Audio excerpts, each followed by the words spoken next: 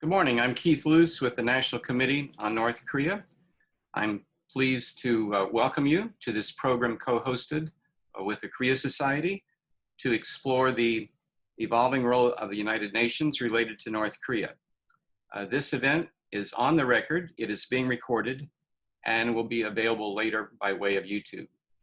I am pleased now to introduce Tom Byrne, the President and CEO of the Korea Society. Tom? Yes, hi Keith. Am I on? I think Yes. I'm on, right? Good. Yeah, so thank you all for joining us this morning, and thanks for the intro, Keith. And we thank the NCNK today, of course, for initiating this public program on the UN's evolving role in the Korean peace process. I'd like to thank Executive, and I'd also like to thank our speakers for joining us, Ambassador Jeff Feltman, Ms. Suzanne DiMaggio, and General Vincent Brooks. I believe we are fortunate to have a distinguished panel of speakers, exceptionally experienced and well-versed in the dynamics of the Korean Peninsula. After this 90-minute session, if you have the time, please join us back at koreasociety.org at noon today for our commemoration to mark the 70th anniversary of the Hungnam evacuation, which wrapped up on Christmas Eve 1950, the first large-scale UN humanitarian action.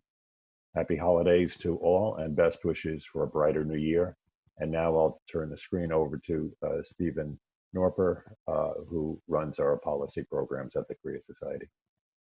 Thank you, Tom, and thank you, Keith. Thank you all for joining today. Welcome to you, and I'd like to welcome our distinguished speakers today. Ambassador Jeffrey Feltman is the former Undersecretary General and a former Assistant Secretary of State. He is now the John C. Whitehead Visiting Fellow in International Diplomacy at the Brookings Institution.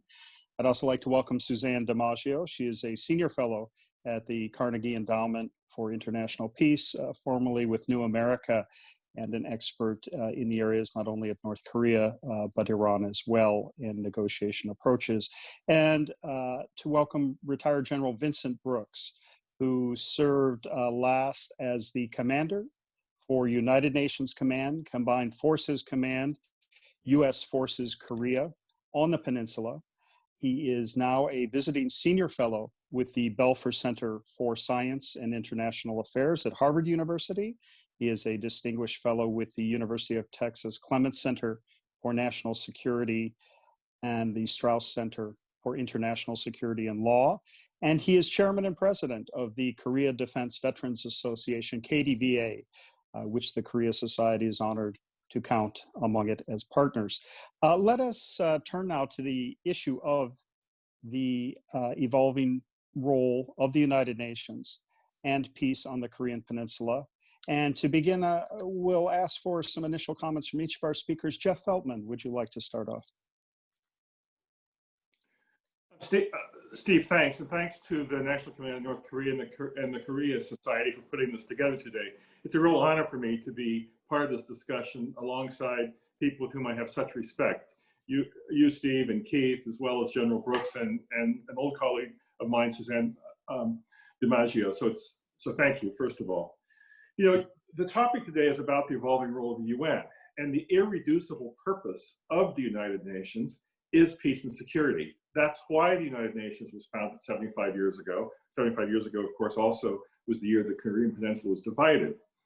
You know, the UN was founded to save, as the charter says in its opening words, succeeding generations from the scourge of war. And, you know, the DPRK's development of its nuclear arsenal and its defiance of the Security Council, now, these comprise one of the most serious threats to international peace and security. But if we talk about the UN's role on the Korean Peninsula, you know, Washington and other capitals essentially signal to the UN Secretariat, you know, don't worry your pretty little heads over that peace and security issue. You know, Security Council, yes, that's one thing, but for the rest of the UN, you know, you guys, you go off and deal with something else. We got this one, except that they don't have it. You know, my view as Undersecretary General for Political Affairs from 2012 to 2018 was that the parties that were most concerned with the situation on the Korean Peninsula, the 6 parties, viewed the UN far too narrowly and that the UN Secretariat itself, instead of being creative, reacted by retreating into basically an overly cautious crouch. So I hope that today's discussions are going to raise awareness about the potential role of the United Nations, as well as to brainstorm on how to break out of the current stalemate. My view is that without questioning that essential role of the Security Council or diluting the importance of the 6 parties, the UN more broadly can be a force multiplier for both accountability and engagement with the DPRK on issues ranging from risk management, denuclearization, human rights, maritime security, and beyond. It's worth remembering that all the Security Council resolutions, these Chapter 7 resolutions of the past decade, have called for a peaceful, diplomatic, and political solution to the situation. And in line with that, the United Nations beyond the Security Council can add strategic value via, first, impartiality, second, offering the voices and norms, the values and principles for peaceful and diplomatic solutions in line with international law, and third, by offering predictable, consistent channels of communication or needed buffering with all the parties. The December 2017 trip that I led to Pyongyang, it was in response to a specific invitation from then Foreign Minister Ri Yong-ho, is an example of what I mean here.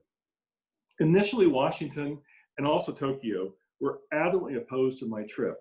They argued that, essentially, that the first UN Secretariat political trip to Pyongyang in nearly 8 years would somehow legitimize Pyongyang's nuclear missile program. They argued that I would be instrumentalized on a trip that would essentially, in their view, reward bad behavior. And everyone remembers how tense that autumn of 2017 was. That was there was the 6 nuclear tests in September. There was the ICBM launch at the end of November.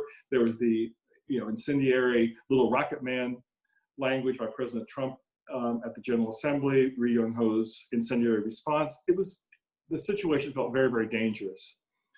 And the Secretary General wanted to have open communication with all parties on how to try to de-escalate.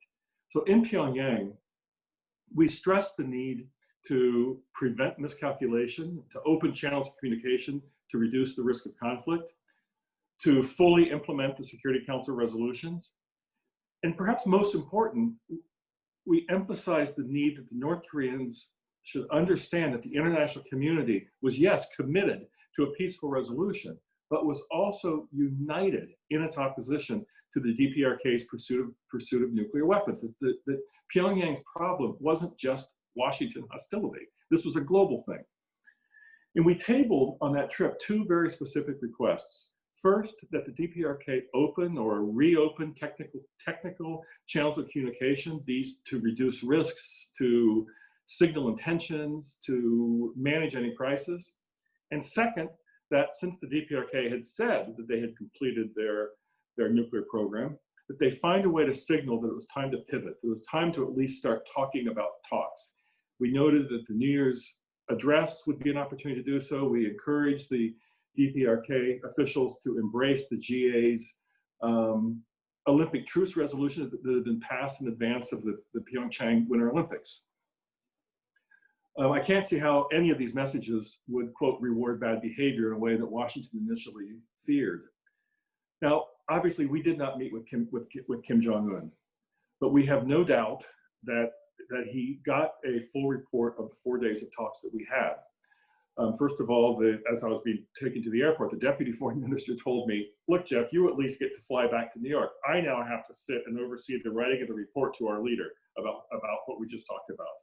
But second, just days later, the DPRK permanent representative to the UN, at the time Ambassador Nam, he participated for the very first time in a UN Security Council meeting about the DPRK's missile program. We had encouraged exactly that step as a way for the DPRK to start acknowledging the role of the Security Council. We also heard directly from US, from Republic of Korea, and from DPRK officials that our visit had contributed to the 2018 reopening of the inter-Korean and the US-DPRK channels. It had contributed to the DPRK's participation in the Pyeongchang Winter Olympics, as well as in the 2018 leadership level diplomacy. Now, I'm not here to overstate the importance or the impact of a single trip, but my own view is that we probably provided some useful momentum, some useful arguments, some constructive ideas behind a move that Kim Jong-un was already considering. Now, I know my successor at the United Nations, Rosemary DiCarlo, has continued to support DPPA, the Department of Political and Peacebuilding Affairs engagement with the DPRK, and supporting DPRK participation in UN events. This comes with this is supported by contributions from Sweden, Switzerland, Finland, and New Zealand.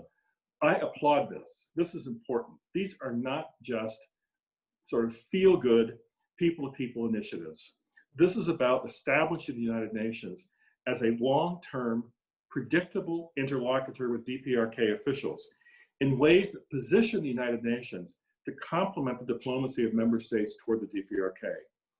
You know, and this UN work can include capacity building and technical discussions from human rights to risk reduction to managing pandemics, maritime security, what have you, moving these topics away from politicization and toward practical steps. The UN can work with the DPRK and others on CBMs that start to chip away at that trust deficit that makes it too easy for the DPRK to believe that nuclear deterrence is its only means of survival. You know, life-saving humanitarian assistance, if sufficiently funded, and if not politicized by Pyongyang, I have to say, can undermine that DPRK narrative about the hostility of the outside world. And I think it's safe to say that we've seen that the DPRK is open to the type of technical cooperation with the United Nations that I'm mentioning. You know, I would cite the, again, unprecedented step where the DPRK sent 4 officials from the Supreme People's Assembly, from the Department of Legislation, from the Ministry of Foreign Affairs, to a May 2019 workshop run by the Office of the High Commissioner for Human Rights on human rights practices. And of course, the DPRK has also accepted 132 UPR, Universal Periodic Review of Human Rights recommendations. These are areas in which a values-based rather than transactional-based approach can lead to specific steps. But most of all, in my view, sustained UN political engagement allows the UN to speak frankly and credibly to DPRK officials about global norms and expectations in ways that increase the DPRK's understanding of the international context in which they operate, and to push back against that DPRK narrative that the only problem, the only constraint to peace and security on the Korean Peninsula is American hostility, hostile American policy. You know, in my view, the isolationist agenda has not worked to address the peace and security challenges of the Korean Peninsula, and UN engagement has been too hesitant and too spotty to be able to insert a sense of realism into DPRK thinking. We all know that the United Nations is not going to be the primary mediator, facilitator of a comprehensive peace and security treaty in Northeast Asia, but the UN can and should fill in gaps in communication, help with technical knowledge to complement and reinforce member state diplomacy, and to play that role credibly in a way that DPRK interlocutors will start to accept the UN messaging as a serious reflection of the international community's concerns. The UN engagement needs to be ongoing and at various levels. You know, we always used to say in the Department, it was then the Department of Political Affairs, as we're looking at conflict prevention, conflict resolution, we in the United Nations have the right to talk to anybody on behalf of peace and security, on behalf of promoting peace and security. So it should not be at all controversial when UN representatives talk to officials from a UN member state or travel to the capital of a UN member state about issues of concern to the UN and on which the Security Council, which has, you know, the legal authority to pass Chapter 7 resolutions, has made its voices clear. So I believe sustained, ongoing UN engagement can complement the member state diplomacy. Jeff Feltman, thank you very much. And let me turn now to Suzanne DiMaggio. Suzanne? Well, thank you, Steve, and thanks so much to the Korea Society and the National Committee on North Korea for organizing this timely discussion. I'm happy to be part of such a distinguished panel.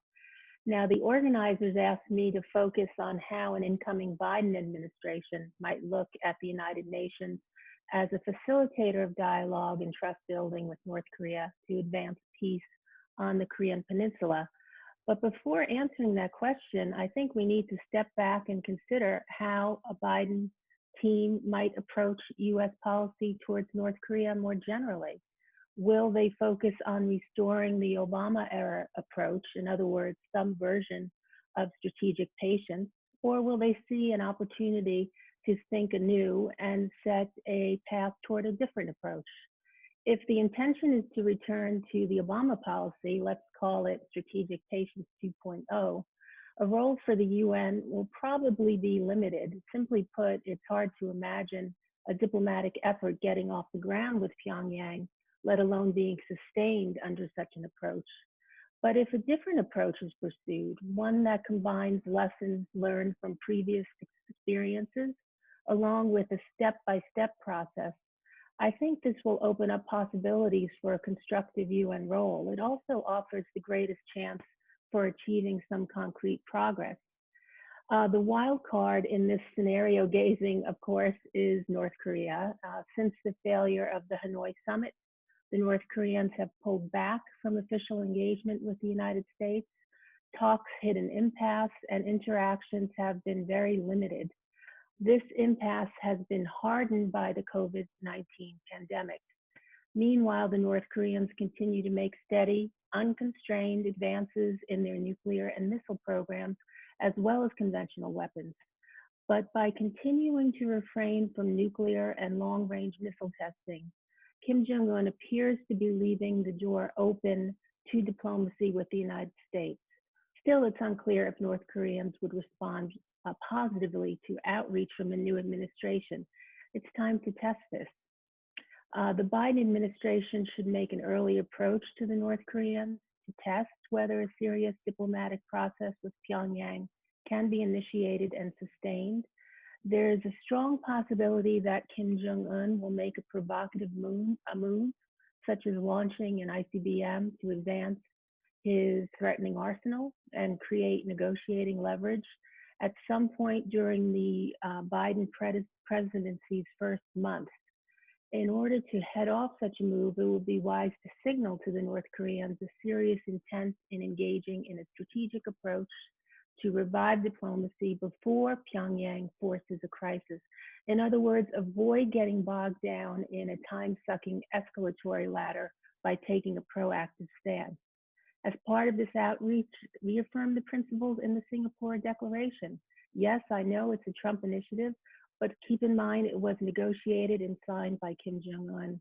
It could form the basis for building an achievable negotiating agenda.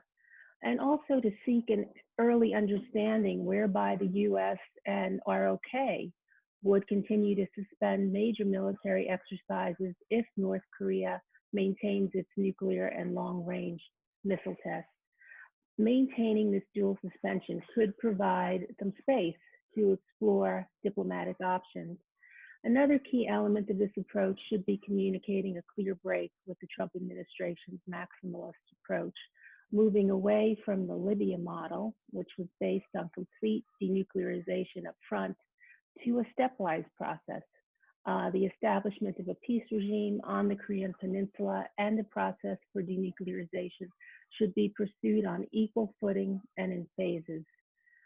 Some key first goals of a first phase peace agenda should be a declaration ending the Korean War that is issued by the United States and South Korea, our partner, and then attempt to move toward more detailed negotiations in coordination with Seoul to reach a peace treaty, a pathway to expanding diplomatic relations. And this should include looking into the possibility of opening liaison offices in respective capitals. And of course, the establishment of people-to-people contacts. Clearly, the UN can play a role in all these items I just mentioned. The goals of a first phase denuclearization agenda should emphasize halting the development of new warheads, long-range missiles, slowing the production of fissile material, and building transparency. It's long past time to commit to realistic denuclearization. Washington's current objective of complete, verifiable, irreversible denuclearization is unachievable. We need to set achievable goals, an action-for-action approach with incremental benchmarks and the flexibility to manage what inevitably will be setbacks. So this brings me to the role of the UN. It's a long way getting there, but I think if all sides are open to pursuing a new approach, as I described, it's clear that any sustainable process or agreement or series of agreements reached with North Korea as part of that process will require partners, and the United Nations should be part of this mix. And this means going beyond looking at the UN through the lens of sanctions and coercive actions only. It must focus on other roles aimed at fostering dialogue, providing communication channel, and confidence building. I'll focus on 4 potential areas. First, as a steady channel for communication, as Jeff outlined. My understanding is that regular communications are happening now between the DPRK mission to the UN and UN officials and Secretariat staff. This is something to build on, and if some progress can be made, the UN can play a role by encouraging a gradually reciprocated reduction in tensions between Pyongyang, Seoul, and Washington with a view towards a peace declaration.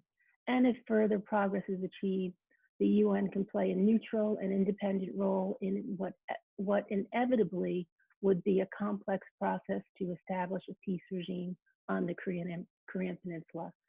Second, as a resource for best practices. For example, in the areas of disarmament and denuclearization, there are various components of the UN system, such as UNIDIR, the IAEA, the Office for Disarmament Affairs. They can provide comparative lessons learned and offer ideas around what has worked in other contexts. Third, as a partner for capacity building, the UN Department of Political and Peacekeeping Affairs has been engaging representatives of North Korea's Ministry of Foreign Affairs through workshops on risk reduction, conflict prevention, confidence and peace building over the past couple of years. These activities began following the visit of Jeff Feltman to Pyongyang in late 2017. NGOs have also been involved in similar efforts, and if circumstances permit, such activities and contacts should be expanded. Fourth, as an endorser of any agreement or series of agreements. The role of the UN Security Council is already highlighted when it comes to North Korea, but the Security Council can also be a source of durability of agreements, particularly through political transitions. We have witnessed how members of the Security Council have worked to sustain the Iran nuclear deal, also known as the JCPOA, after the Trump administration withdrew from the agreement in May 2018. So the UN Security Council has an important role to play now as an incoming Biden administration and the government of Iran work to return to full compliance with the deal. This is a very important role. Now, admittedly, what I've outlined is a complicated picture. The degree of difficulty on a scale of 1 to 10 is a solid 10, perhaps even an 11, but if we're serious about building peace on the Korean Peninsula, it's going to require thinking creatively and committing to a complex process of multilateral diplomacy. And given the degree of difficulty of what I just outlined, I have all the more reason to conclude on an optimistic note. And that is that the Biden, President-elect Biden and his team have set as a priority re-engaging with international institutions. We will see an immediate change in approach to the United Nations, the World Trade Organization, and the World Health Organization. Biden's nomination of veteran diplomat Linda Thomas Greenfield as U.S. ambassador to the UN clearly signals serious diplomacy ahead. The U.S. will join the Paris Climate Agreement on day one. Expectation to re-enter the JCPOA as early as possible These intended moves indicate that foreign policy under President Biden will proceed on the basis of the renewal of America's ties with the world. And I think there's a strong case to be made that starting an early process of diplomacy with the North Koreans, working with allies and partners such as the UN, should be part of this renewal. Thank you. Thank you, Suzanne. And now let us turn to General Vincent Brooks. Well, Steve, thanks very much for inviting me to join this distinguished panel.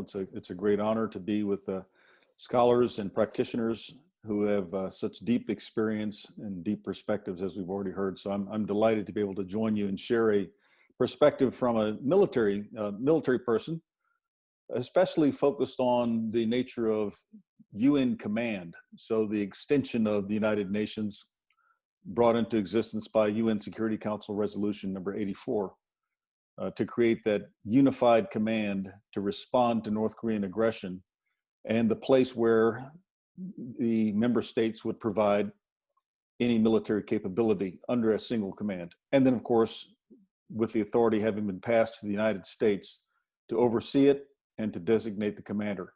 So that's really the origin of it. But let me back up just a little bit. And as you introduced, I had 3 different hats during my time in Korea from 2016 to 2018.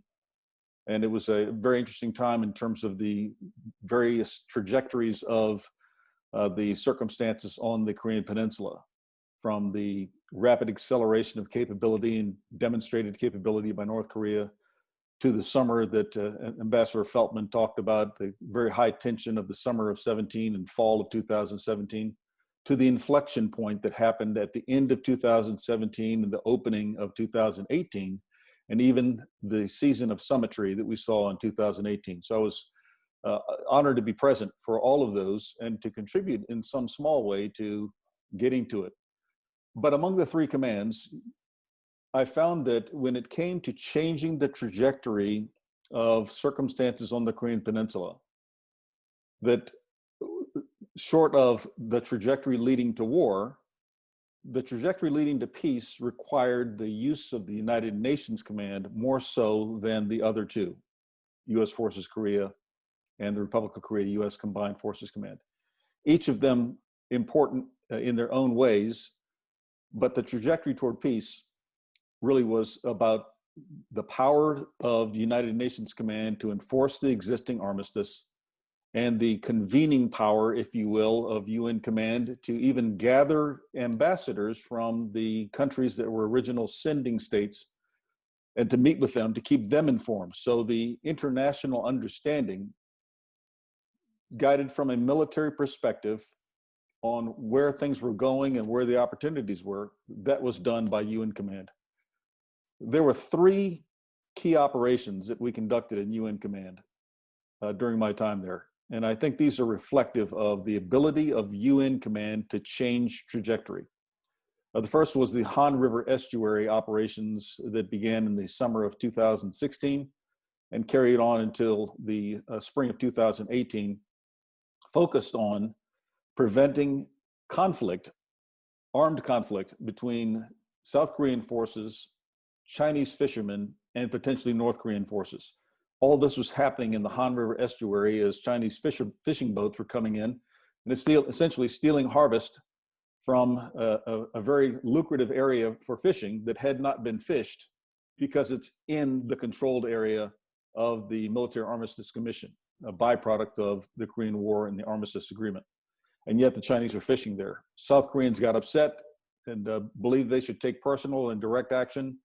The South Korean government became involved. South Korean military now is being involved, and we suddenly have an escalation. And all this is happening inside of an area overseen by the provisions of the Military Armistice Commission, and on the south side, that means United Nations Command. And so it was UN Command that intervened and created a different design for creating a maritime police force that flew the UN flag, that was executed by South Korean forces with UN observers and neutral nations supervisory commission observers aboard, with rules of engagement established by the UN Command, and that kept it at a lower level and kept it from escalating into physical conflict.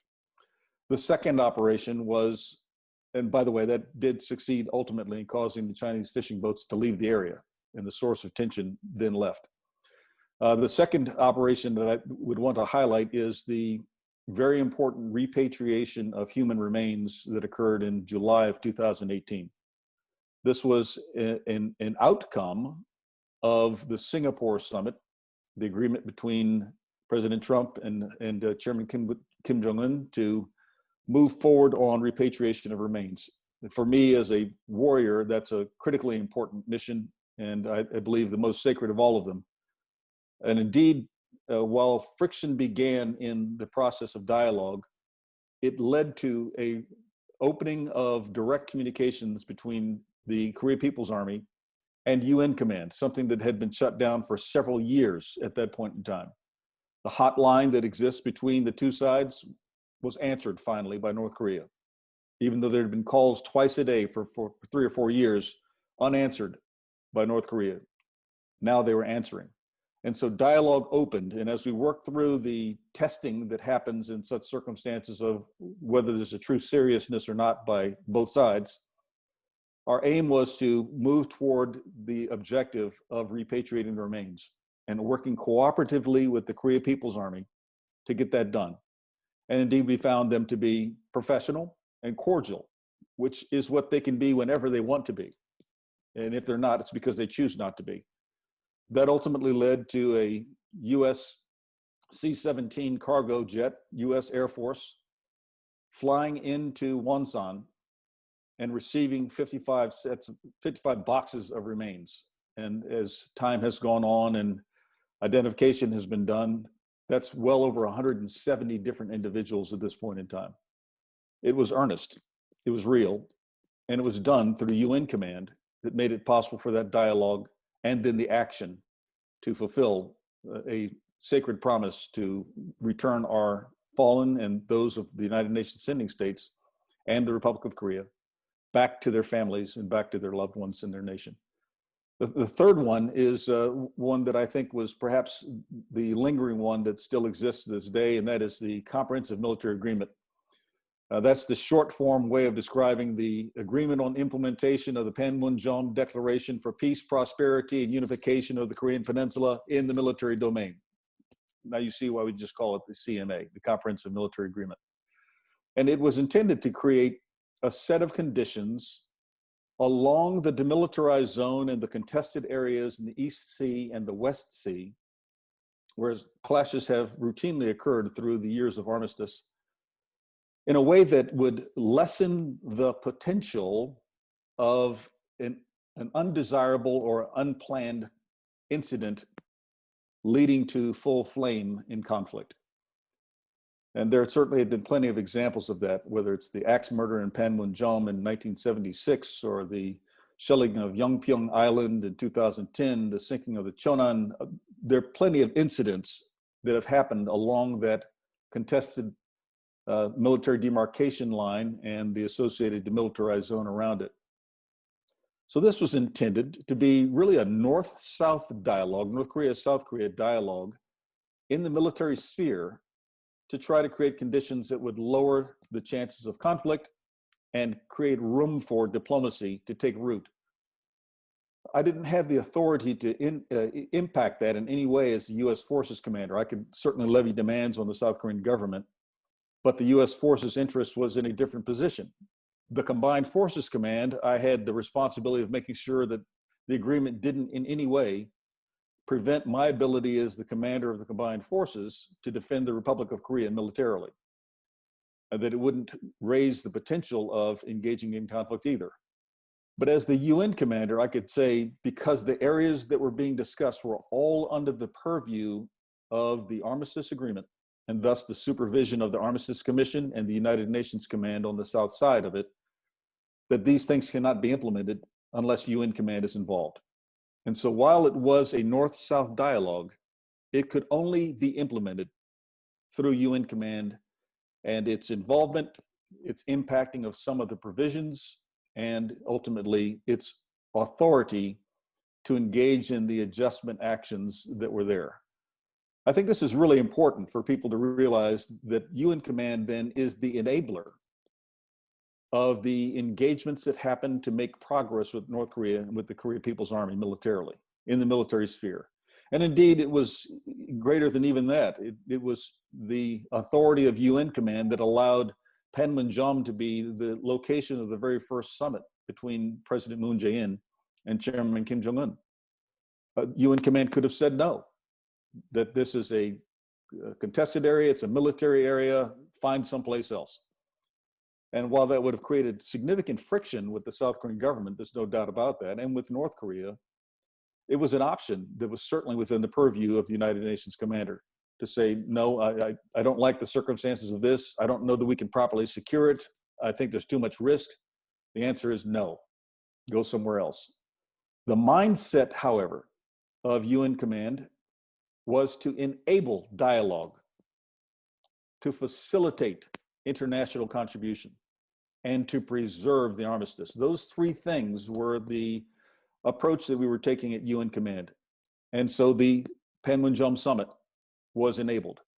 All these things are then reflections of UN's reach into the peace conditions on the Korean Peninsula. There is a standing command there, and we should never walk past that, that operates with the power of the United Nations. And clearly it's controlled by the United States as it was designed to be, but it has the power of the blue flag. And its mandate of trying to find a way to peace should always cause us to think first when we're implementing something for progress as a role for United Nations Command. Now, there are some challenges here. I think that we need to be mindful, given this audience that has gathered and the focus of our discussion. It really is the UN's role, not just UN Command, but UN's role in this peace process. I think that there are a couple of key questions that really apply as we think about how UN Command can enable that UN role. The first would be, how is policy guidance promulgated to the United Nations Command as that unified command with the blue flag on the Korean Peninsula?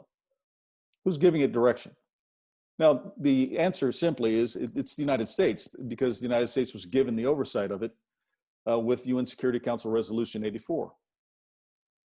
But that was really a military oversight exercised by the nascent Joint Chiefs of Staff of the United States at that point in time. The scope is now much broader, and the necessity for an integrated diplomatic, military, and economic approach calls for I'll call it a renovation of the attic. So the higher level above United Nations Command needs to be structured differently than it was on origin in 1950. This means that the United States still can be the lead. I'm not suggesting that should move. That's a subject for a different debate. But what parts of the US government are involved in that? How is a collective vision of policy being promulgated? The consequence is you can have a rogue commander like Brooks out there who thinks that he can decide on his own. Now, obviously, I don't believe things should be that way. And as a result, we reached for policy guidance, but sometimes found that difficult to achieve, and even received conflicting guidance from within the same government. That happens. When there's not a process, the ad hoc approach to it creates more friction and tension sometimes than is useful in the circumstances at hand.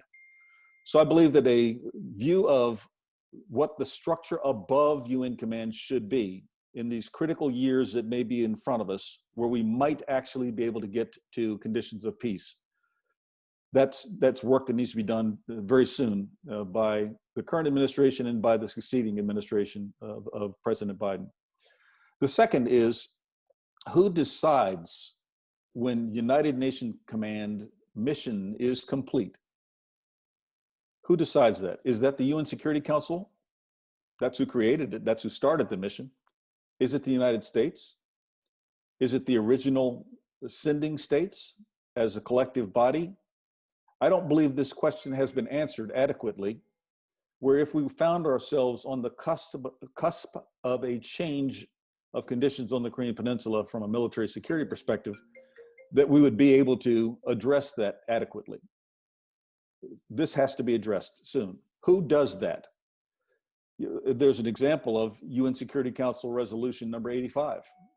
Just days after the authority to create a unified command and to pass it under US authority and to ask all the member states to send their military capabilities there, it broadened the mission of UN Command from the UN Security Council to relief and support. That's a different mandate. That was really oriented on a humanitarian aspect of operations on the Korean Peninsula, where the immediate preceding resolution was about a military, traditional military aspect. Both were given to UN Command. So the authority and the mandate of UN Command needs to be reviewed by the Security Council in discussion with the United States government to think about when the mission changes. This helps us to prevent political issues that emerge, for example, in South Korea about UN Command being a hindrance to progress on the Korean Peninsula. It's patently untrue, but it is something that is being used as a political ember to fan into full flame, and that is not helpful in the process toward peace. If we were less ambiguous about the role of UN Command and its transitional approach, then we wouldn't have this problem. So will UN Command be involved in disarming and demilitarizing? Will the UN Command be involved in overseeing implementation of agreements that are bilateral? Will the UN Command be involved in any denuclearization actions in North Korea? These answers have to come forth, or we'll find ourselves wanting when it's time to go in execution, when an operational opportunity emerges. So I'll leave with those questions, and thank you very much. I look forward to the dialogue and the questions. Thank you, General Brooks, and we really appreciate that forward lean. Some really valuable questions on the table as you posed. And I thought I would ask one question of all three panelists before we turn to Keith Luse and the general questions from our audience, as well as some of what has just been brought up. And that is of a temporal and a situational nature. Jeff, you noted that 2017, it felt like a situation that was very dangerous. And General Brooks, you noted the danger at that period and the that resulted in summit diplomacy, but certainly a great deal of concern. And if we add in Bob Woodward's book and General Mattis's observations about how serious the threat was at that time, I guess in a temporal question then, as we look back and we realize how tense that was, where are we now? Are we at the doorstep of a new opportunity or new opportunities relative to the incoming U.S. administration, especially given the congratulatories that have been extended 2 weeks ago by President Xi, this week by President Putin? Are there opportunities here for a new cooperation that hasn't existed in recent years among the P5? And certainly, is there an opportunity through the Korean Peninsula for them to come closer to solution building? And in turn, then is the time ripe relative to where we see North Korea after the January Party Congress meeting and the meeting of its Supreme People's Assembly? Do we have an opportunity here then, leaning forward to try to strike at some of the solutions and the very realistic solutions that you've recommended relative to capacity building, relative to technical dialogue, et cetera? So any reflection on where we find ourselves in the moment from your near historical view and your positions of great importance? General Brooks, since you were there, why don't we start with you? Well, thanks, Steve. I would comment first that the Comprehensive Military Agreement did, in fact, lower tension. And it did not do so in a way that compromised the ability to defend the peninsula. And so that was accretive. That was additive to the existing conditions of the armistice agreement and the very nature of the military demilitarized zone. I think there are opportunities now as we go forward to build upon that. I would certainly like to see a resumption of dialogue. At the present time, North Korea has gone silent again, as we are well aware, since the Hanoi summit. That's, of course, a choice by North Korea. And they're either waiting for signals or waiting for the conditions to be right for themselves to believe that they have a bit better leverage to have a dialogue. But when that occurs, I strongly encourage that UN Command play a key role in that we reopen dialogue. And it might be a US lead within UN Command, as it was on the repatriation issue. The repatriation of remains itself can become a very strong confidence builder. And the particular actions are the joint exhumation of remains inside of the DMZ, as agreed to by UN Command to permit, and North Korea and South Korea to execute.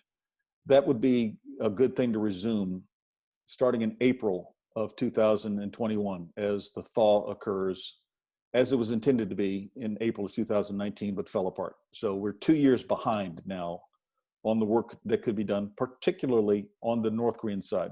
Thankfully, South Korea continued its work on the South side. But the Americans, the French, the Turks, the South Koreans, who are on the other side of the line, on that same spot on the battlefield, need to be recovered. And it's up to North Korea to make that possible. And I would love to see that be one of the first steps taken. And then I think even the discussion about a transition to a end of hostilities declaration and ultimately leading to a peace declaration. And I believe there's a great gap between those, by the way. The first is largely symbolic and a signal of a change in the relationship. And the latter, of course, is the outcome of all the work that must be done to fundamentally and permanently change the conditions on the Korean Peninsula. All these things are opportunities that are ahead of us, and I hope that those are taken advantage of in 2021. Thank you. Suzanne DiMaggio.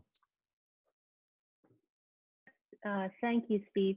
So I think the role of the P5 in encouraging a resumption of dialogue with Pyongyang could be positive, but I think it'll be really constrained. Of course, Beijing and Moscow have maintained communications with the North Koreans, but I think for the most part, much will depend on what Pyongyang thinks and does. You know, looking back to earlier this year, there was some indication that the North Koreans were getting ready to re-engage prior to COVID. And I would say that was in January, about a year ago. And since COVID hit, we have seen the North Koreans disengage completely, nearly completely, in diplomacy. And I think until COVID is under control, and although North Korea says that they have 0 cases, I think it'll be limited in what the North Koreans will be willing to do. Their diplomats are not being sent out. Even their diplomats that are based in capitals in Europe and elsewhere are not leaving their embassies. So it's very hard to engage in dialogue under such conditions. And we'll have to wait and see what Pyongyang decides to do. I think a lot will also depend on the incoming Biden administration on whether the P5 can play a role. If the administration comes in, and let's face it, they're going to be overwhelmed with this huge domestic and foreign policy agenda, will they want to put North Korea near the top of that agenda? Probably not, although I think they should. But they'll be battling the COVID crisis, the economic crisis, the racial justice crisis, not to mention all the foreign policy priorities.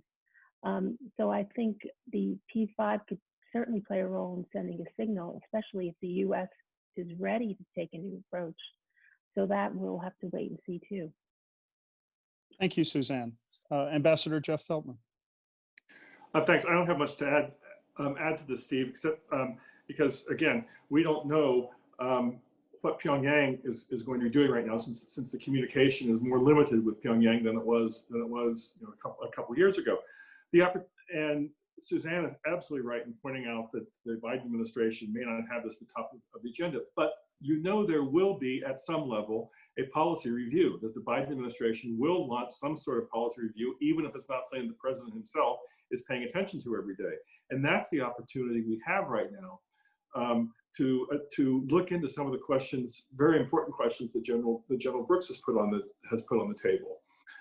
That look into how can you have both accountability and engagement in a more profound way than we've done so far. So I think the opportunity is to try to have engagement with those that will be doing the policy review for the Biden administration, even recognizing while the Biden administration may not have this at the top of its level, at the top of its agenda for the president, there will be, we know there will be a policy review. That's how the US government works on these sorts of things. Thank you, Jeff. Suzanne, did you want to comment on the aspects of summitry and UN role relative to what Vincent said? Well, I think, the Biden administration has been pretty consistent in its messaging that it won't engage in summitry unless and until there is a strategy or an agenda in place.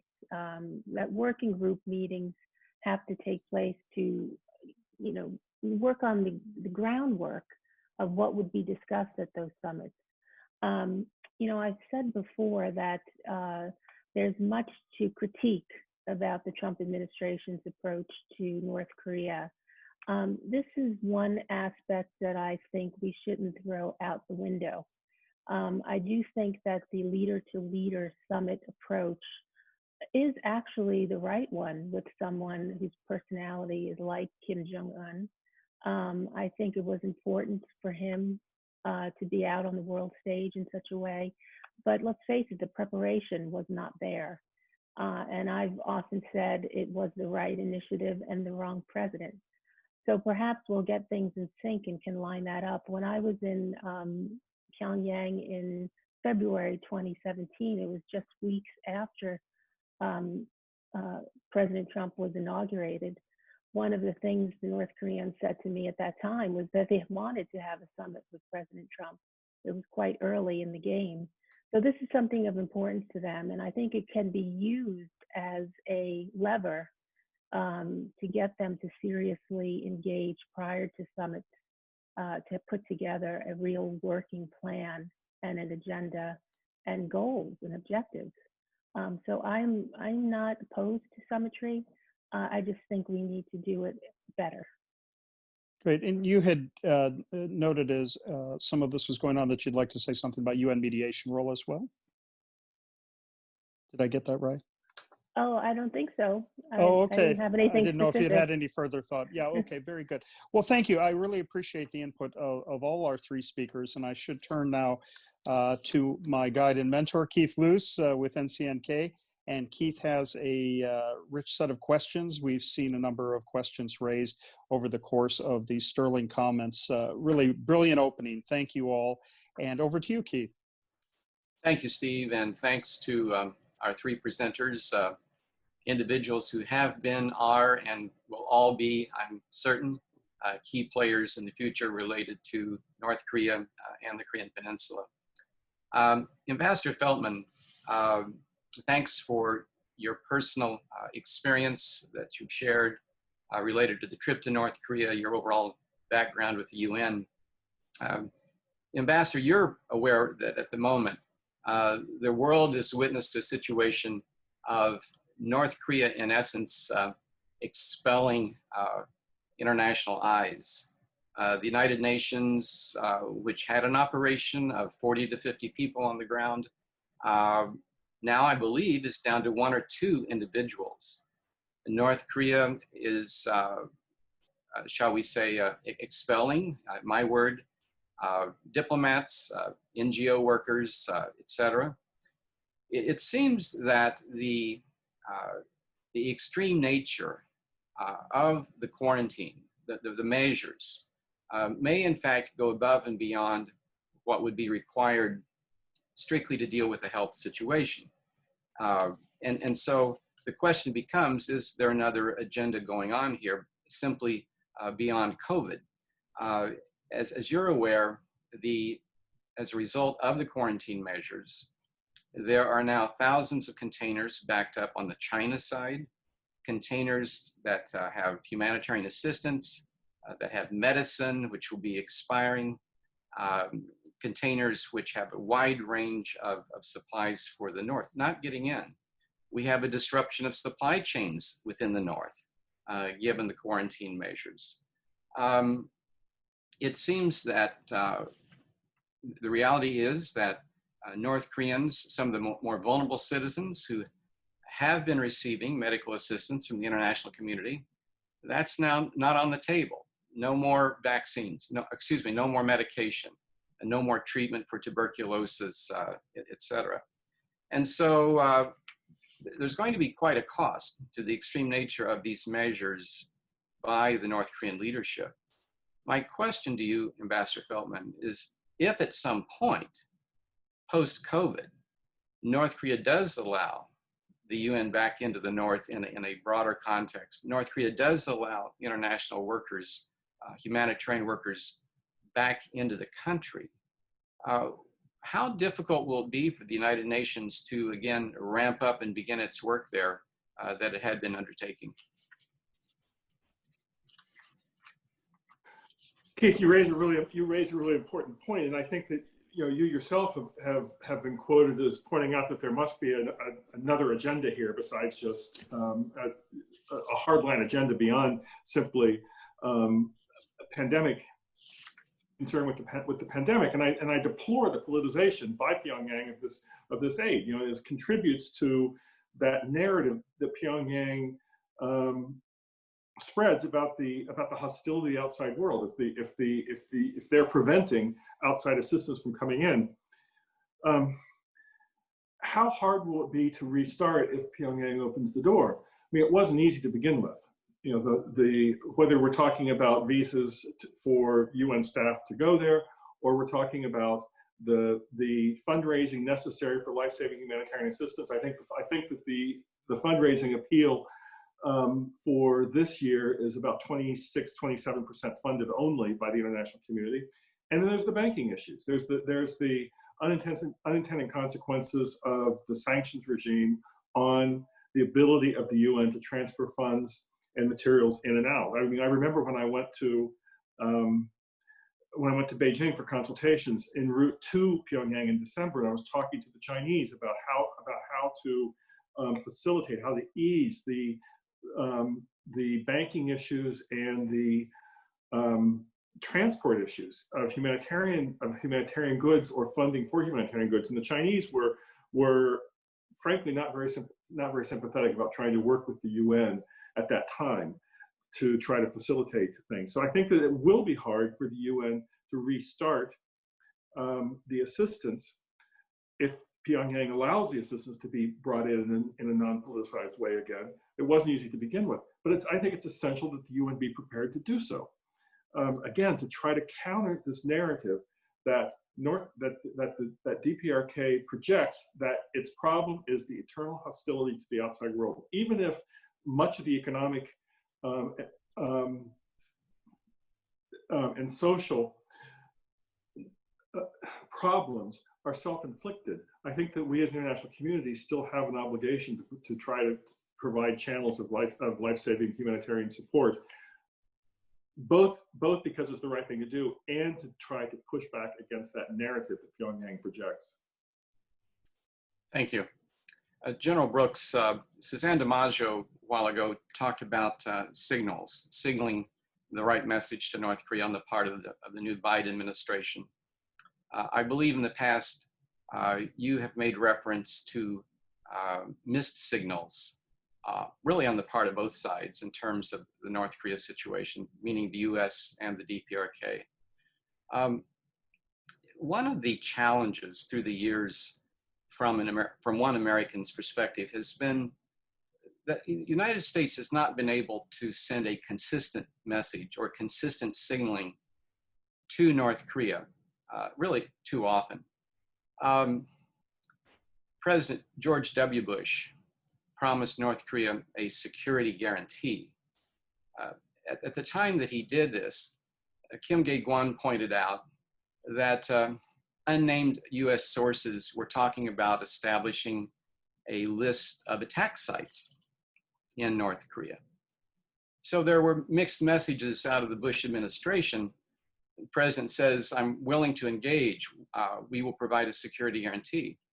And fast forward to the Trump administration, where you have a president willing to engage with Kim Jong-un, but at the very same time that the president's willing to engage, signals were coming from very close to the president within the White House, signals that suggested that was a policy effort, a policy initiative that would not be fully supported.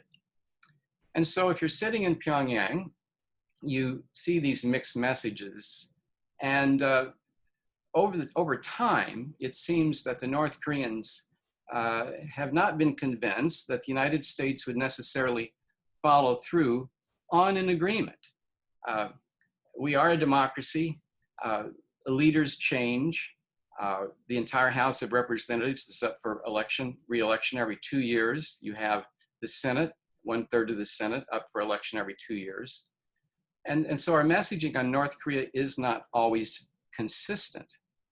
Now, this is a challenge. So my question, General Brooks, you've spoken of challenges and opportunities. So in terms of the challenge of the United States or the UN or whomever sending a consistent message to North Korea, how can this best be addressed in a way that the North Koreans would believe, whether this relates to a security guarantee or otherwise? Well, thanks very much, Keith. Clearly, there have been mixed signals coming from all sides in this for many, many decades. And for each of the examples you gave, all of which are certainly true and accurate, there are at least as many mixed signals that have come from Pyongyang. Let's just pick two of them that are very recent. The importance of establishing a liaison office where North-South dialogue can occur on a continuous basis. And that, of course, being established at Kaesong. And then the blowing up of the same just a few months ago. Is that a mixed signal? So there are plenty of mixed signals out there. I think that that says to me, at least certainly in the approach that I took as a commander, that mixed signals should not be sent in a way that creates confusion, but mixed signals in terms of there will always be a mix of pressure and discussion. That is actually useful. And that's also what North Korea clearly understands and demonstrates. So being less ambiguous about that and being straightforward as a matter of policy to say that there will continue to be pressure. There will continue to be international pressure. We will continue to expect UN member states to maintain enforcement of Security Council resolutions. And there will also be a willingness to engage in dialogue constructively. Now, the challenge is, how do you build trust? I think that trust is a very important part of this. And it's the aspect of trust that says, as you commented, is it really worth me taking this step if my counterpart doesn't follow through on it or ultimately changes their minds as a collective entity? That's the essence of the distrust that exists already.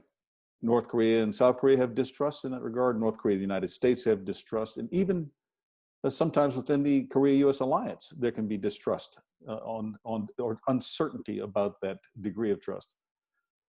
So I think our efforts have to be fundamentally oriented on what is it that creates progress from a cultural perspective. What causes North Korea to feel willing to take another step? I'll end by simply saying that perhaps a microcosm of this was the approach to the repatriation of remains in the summer of 2018, where the initial engagements, first, remember, they weren't answering the phone, but when they did, we then began to perceive hostility. We received the provocative and irritating messages from the KPA. Your representative is of the wrong rank. You came to the room 30 minutes early. In other words, they were using their time zone difference of 30 minutes from South Korea to North Korea, as it was then. We will not meet with you because you didn't come on time. There would be these types of things that were the opening. And we tried to see past that, viewing it as testing of whether or not we were serious. And so with some mutual insults going back to them, but always leaving the door open very clearly that we are still intending to have dialogue. Let's try to meet again on Tuesday. So the insult and the dialogue opening, I think, has to be viewed as always part of the message. And as you move forward beyond the insult to the action, things can happen like they did with this repatriation of remains. I'm saying that in a simple way, but I do believe that the two-sided coin, if you will, if you accept that metaphor, that North Korea is should also be reflective of the approach taken toward North Korea. It's okay to have two sides of the coin. And North Korea understands that very well. Just be clear that there are two sides. Thank you, General. And thank you for your past and ongoing advocacy on the matter of human remains, the repatriation of remains, the larger POW MIA issue, which is ongoing from the war. This is an area, as you know, where Rick Downs, Ann Mills Griffiths, and others have been heavily involved. Now, Suzanne, the General has brought this issue up as an example of an area beyond denuclearization where there has been engagement between the United States and North Korea. From your perspective, having been involved in Track 2 talks with the North Koreans, what do you see as their appetite, their willingness to have a broader agenda above and beyond the denuclearization topic? Well, right now, unfortunately, it's very small, but we need to explore it, and I think we need to change up our game in how we approach them. And I think one key way to do this is really to reconceptualize the U.S. approach to denuclearization. I think it was a key miscalculation by the Trump administration to focus its engagement with the North Koreans almost exclusively on Pyongyang's nuclear and missile programs at the expense of exploring efforts to establish peace and make progress on other issues. There was progress on repatriation. That was an item in the Singapore Declaration, and that should be highlighted.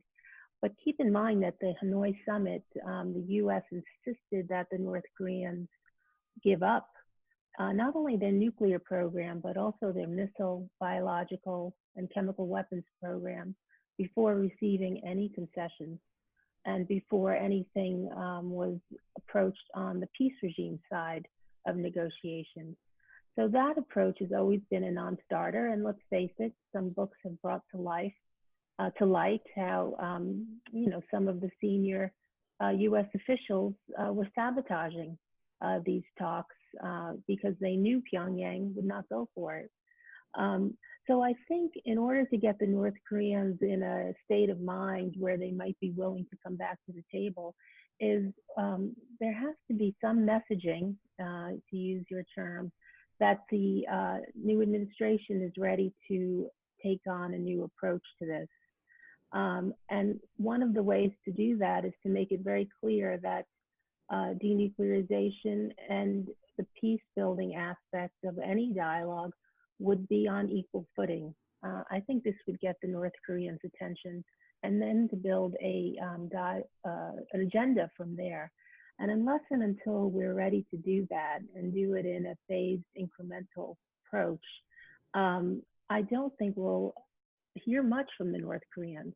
I mean, it should be known by now that the North Koreans will not engage in a process that provides no security assurances, that safeguards their regime, and no opportunities to address economic challenges early in that process. And before even getting started on that, going back to your question to General Brooks, I think that there's something we can learn from the talks with the Iranians here. And that is before negotiations began, U.S. negotiators engaged with the Iranians in talks about talks. They spent a fair amount of face time. As good as Zoom is, it's no substitute for actual face-to-face. But they did spend a fair amount of time talking about the principles behind engagement. What were some common objectives? What were the absolute red lines each side saw? And I think before these summits, the U.S. never had a chance or never had the opportunity to do this with the North Koreans. And I think it would have been very helpful if we did that. So I think it's something the Biden administration could consider, is engaging in talks about talks before even attempting to dive into negotiation. There's been such limited interaction, even with these summits in place. There's been really very little actual diplomacy that has taken place between the US and North Korea over these past few years. And I think that's a way to get to it. Thank you, Suzanne. We are beginning to receive some questions from our audience today. Sig Hecker has submitted the following. One problem on the Korean Peninsula that has received little attention is the North's chemical weapons stockpile and its possible use. It has been overshadowed by the nuclear issues. Yet chemical weapons elimination may be an area in which progress could be made as an example of what could be done in the nuclear area. It could provide some transparency and confidence building. Is there a role that the UN could play to move the DPRK towards signing on to the Chemical Weapons Convention? End of question from Sig Hecker. So Ambassador Feltman, General Brooks, Suzanne, who would like to respond to Dr. Hecker? I'll jump in if I may, Keith. I mean, I think this is it's an excellent question because it provides another example of an area where the UN could provide the type of technical approach, capacity building,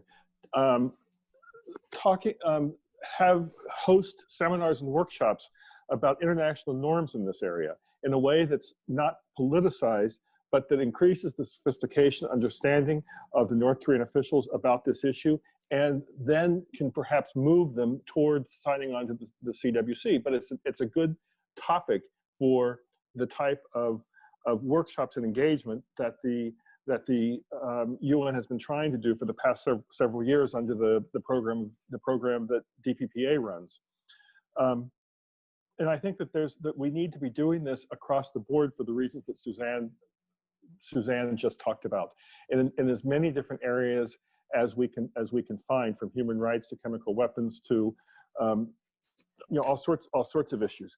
I'm haunted by a conversation I had with a DPRK official shortly after I left the United Nations. And what this DPRK official said to me in a very candid private discussion was, Jeff, look, your system operates with lots of working level meetings that deal with specific issues. They send these issues forward for leadership to consider. Our system is the opposite. We wait for the signal from the top about what we're supposed to do, and then we do what the top says. So there's an asymmetry. This official was talking in the aftermath of the first summit between Kim Jong-un and Donald Trump about his concern that there was this asymmetry in how the two systems work would inhibit the type of progress that both leaders seem to want. And I think that the answer to that asymmetry are the sorts of track two things that Suzanne DiMaggio has been doing, and the type of technical discussions, workshops, in a non-politicized fashion that the UN can host, whether it's on chemical weapons or on just negotiating practices. I participated in one workshop that the UN put on for North Korean officials. I think, Keith, you might have been there too, where we talked about how did peace processes elsewhere work?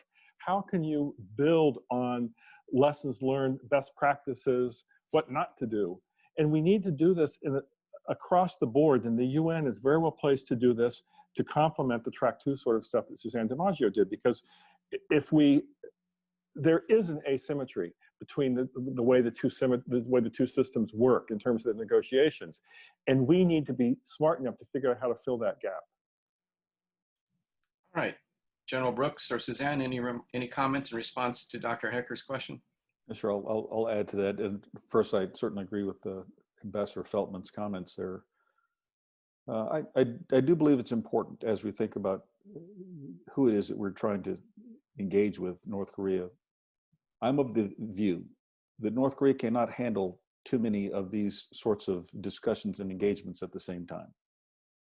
And while chemical weapons is absolutely a topic that needs to be discussed, just as nuclear weapons and nuclear armament is concerned, conventional force reductions, human rights, missing persons. There are many things that are stacked up that need to be addressed with North Korea.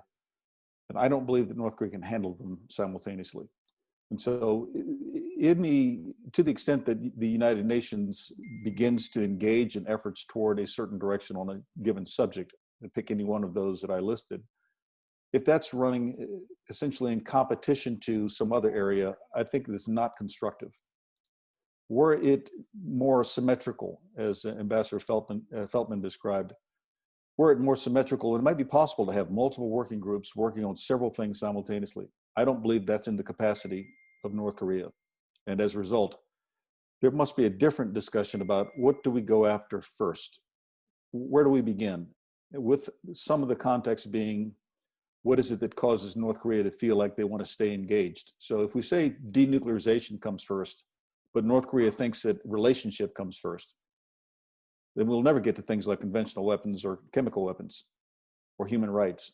And we'll find ourselves stopped again, as has happened so many times in the past. So I think that we have to be very, very mindful of sequence when it comes to approaching North Korea and volume when it comes to approaching North Korea. Suzanne, any comments? No, I actually find myself in agreement with both sets of comments, but I don't think they're mutually exclusive. I do think sequencing, prioritizing is essential. In my own experience engaging with North Korean officials is, yes, they do tend to stovepipe their expertise and the way they think about these things. When you're at the table to talk about one thing, you know, there's very little chance they're going to go off on a tangent and talk about something else. It's not like engaging Iranians where you get to the table and you can talk about multiple things at a certain level, and that they feel comfortable doing that. That's also the problem, I think, is that the officials that Pyongyang sends to these meetings, they have very strict marching orders, and they're not going to go beyond what is authorized.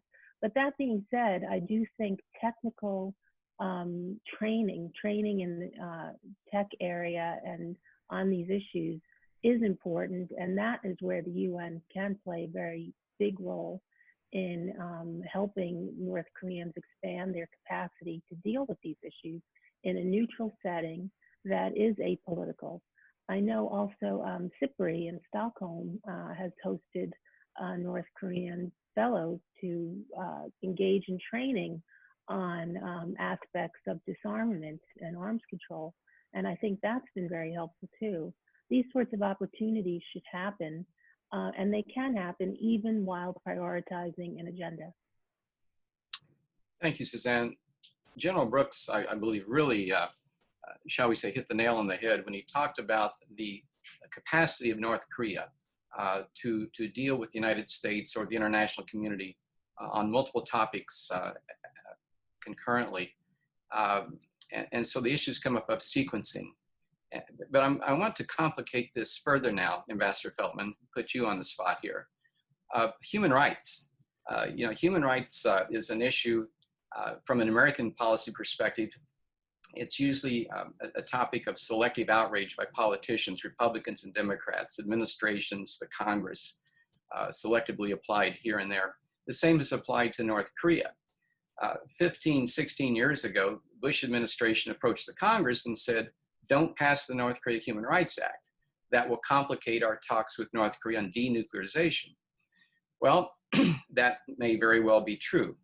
The Congress, however, has taken action over the years, and now sanctions have been passed. Sanctions legislation has been passed, which includes requirements that human rights be addressed by North Korea prior to the Congress signing off on sanctions being lifted. My question to you, Ambassador Feltman, first with a comment, it seems that the UN has been taking a more active role with North Korea on the human rights front. But factoring in General Brooks' helpful comment about the need for sequencing, how from a UN perspective, how does human rights fit into all of this? And Greg Scarlett, who raised the question about the role of the UN Special Rapporteur on human rights. North Korea has been unwilling, I believe, for him to enter. Do you see that as an area of potential opportunity in the future? Ambassador Feltman. Well, we all know that the human rights record of North Korea, of the DPRK, is deplorable. So let me just put that out as the first statement. But I do think that this is an area where, because the UN has been active, because this has been an area where the DPRK has engaged the UN, it's one that we need to be exploring and expanding. And this is based on, and we have to base our engagement as the UN. I'm saying we. I'm no longer in the UN, but the UN needs to base its engagement with North Korea, with the DPRK, on values, not on transaction. It needs to be based on the universal values that animate the charter, that animate the international organization, and not based on transactional politics the way that some member states might look at human rights. And the General Assembly, the Special Rapporteur, Thomas Quintana, the Secretary General have been clear that you have to have both accountability and engagement. The accountability side, I think, is pretty clear. We've seen what the Special Rapporteur has been able to conclude, even without access to the country. We've seen the General Assembly resolutions. I think that but the engagement side has shown some promise. You know, I mentioned the fact that in May 2019 there was a workshop on human rights practices that OHCHR hosted that the North Koreans sent participants to. The North Koreans have accepted, not all, about half, 132 of the recommendations on the Universal Periodic Review of Human Rights. These are areas where we can start. The UN can increase the capacity, understanding of the DPRK in a values-based approach, depoliticized approach, that perhaps, it's not going to change the nature of human rights practices in the DPRK overnight, but step by step by step, I believe that we can make some progress on what concerns us the most, and this includes the reunification of US-DPRK family reunions. I mean, it's not simply about inside the DPRK. So I think this is a promising area for UN engagement, based on the fact that there's already been some success in talking to the DPRK officials in this area. Thank you. And again, the UN, there are parts of the UN that really have the authority to talk about the accountability, to call out the DPRK for the appalling human rights practices. This is the Geneva processes. But there's also a way that you depoliticize the type of workshops that start to build the capacity inside the DPRK that would at least increase our understanding of what's expected internationally. Thank you, Ambassador Feltman. I'm going to turn to General Brooks with a question, and then to Suzanne DiMaggio for final remarks. General Brooks, do you see evidence, this is from Scott Snyder, do you see evidence of North Korean willingness to distinguish between its long-standing efforts to dismantle armistice implementation mechanisms and the many constructive roles that the UN command might play in the transition from armistice to a permanent peace? So while you're reflecting upon that for a moment, Suzanne, once General Brooks is finished, if you could please summarize for us what's not been said that should have been said about the UN role related to North Korea. Perhaps there have been missed opportunities, or you see areas of future promise above and beyond what has been discussed today. So because of time, we will close out with these two final comments. General Brooks? Okay, Keith, thanks very much. And once again, a great honor to be part of this.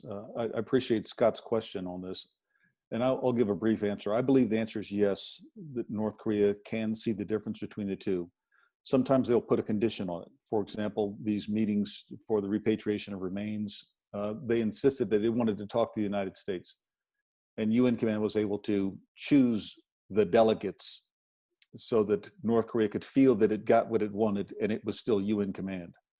So they can work through it when some of their concerns are met, some of their directives have been complied with, and then there can be progress, as there was in this case. So the head of delegation was not the senior member of the UN UN Command's Military Armistice Commission representation, but rather the senior U.S. representative who was leading that, Major General U.S. Air Force Mike Minahan. That seemed to get us beyond the point of impasse to the point of dialogue, and then we can move from there. So I believe, yes, they can work through it, but it requires a thoughtful engagement from the UN or US-Korea alliance side as the approaches are made. Thanks very much once again. Suzanne. Thank you, Keith. I'll be very brief. This has been a great discussion. I've really enjoyed hearing all of these remarks and the questions. My final comments maybe are not particularly geared towards the UN, but just more in general on engagement. And certainly the UN has a role to play, as what I've mentioned. But I just would end with this, that if we look at these last couple of years of interaction with the North Koreans, from the U.S. point of view, if the purpose of a give up everything upfront approach with North Korea was meant to constrain the development of Kim Jong-un's nuclear missile programs, it has been a spectacular failure. And I think we need to own up to that. It's true that Kim Jong-un has nothing concrete to show in terms of economic progress for his engagement with the U.S. over these couple of years. And this clearly is a problem for him and, of course, for the people of North Korea. But what he can show is clear advancement in North Korea's nuclear capabilities, missile capabilities, and conventional weapons capabilities. And that is a big win for him. So I do think we need to, if we look at engagement with North Korea as a coin, one side is denuclearization, disarmament, and the other is the peace regime building. We need to start looking at that side of the coin more frequently, and I would say on equal footing. And here is where the UN, I think, could play a very big role. A lot of ideas have been put on the table, and I hope that we can get to work on them and bring them to fruition. Thank you, Suzanne. Thanks, General Brooks, Ambassador Feltman. Excellent comments, presentations on your part. I would also, from the aspect of NCNK, which promotes principled engagement with North Korea, part of our mission is to support U.S. humanitarian NGOs working in the country. I would like to express appreciation to the United Nations. In recent years, there has been more information sharing on the part of the United Nations with NGOs, American and in the international NGO community.